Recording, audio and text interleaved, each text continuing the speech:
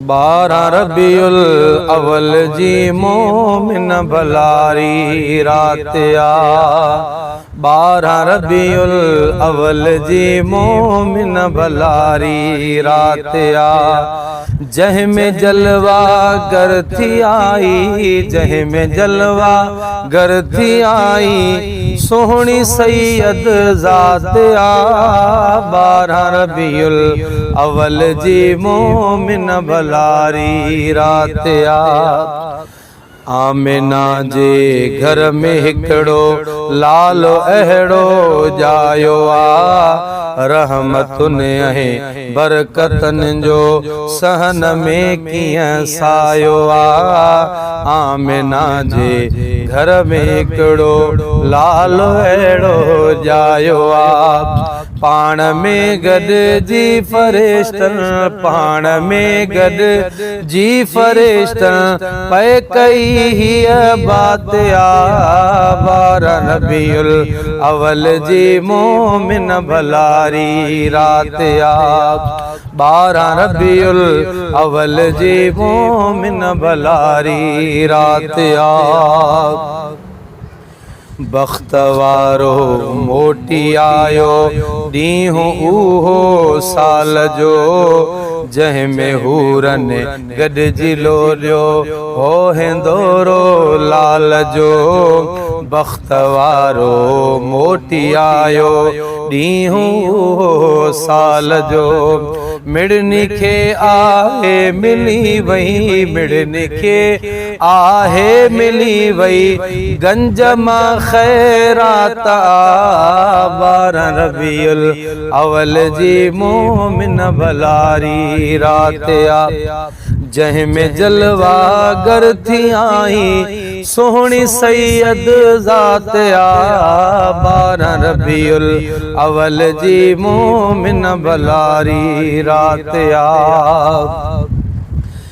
दीन दुनिया ते मुकम्मल मीर जे आए थियो, अहड़ो अहमद आ उजारियो आ शरीयत जो ॾियो। दीन दुनिया ते मुकम्मल मीर जे आए थियो, अहड़ो अहमद आ उजारियो आ शरीयत जो ॾियो। जाॾे काॾे वाह जो थी, जाॾे काॾे वाह जो थी नूर जी तजलात आ। 12 रबीउल अव्वल जी मोमिन भलारी रात आ। जंहिं में जलवा गर थी आई, सोहनी सैयद ज़ात आ। 12 रबीउल अव्वल जी मोमिन भलारी रात आ।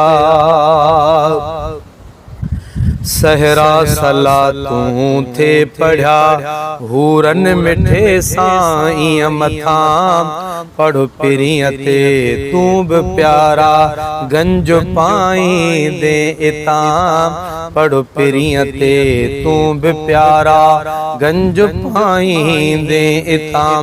कोन उनखे खोट पवंदी जंहिं पढ़ी सलवात आ। 12 रबीउल अव्वल जी मोमिन भलारी रात आ। जंहिं में जलवा गर थी आई, सोहनी सैयद ज़ात आ।